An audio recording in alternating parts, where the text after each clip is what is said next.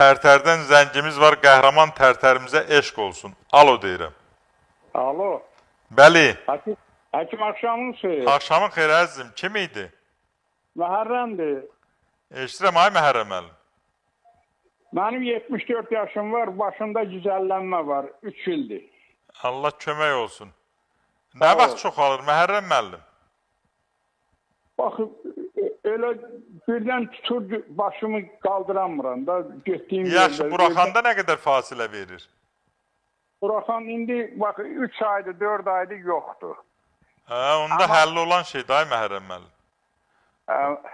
Külək olanda, əsəbləşəndə, yuxusuz qalanda, sizin beyin qan dövranınız pozulur və başınıza normal qan, oksigen getmir, ay Məhərrəm müəllim. Ona görə də elə vəziyyət yaranında təzyiqinizi ölçün və aşağısa kofe için, ayağınızı isti suya qoyun, boynunuza isti qrelka qoyun, masaj elətdirin, banka qoydurun. Görsəniz yox, alınmır.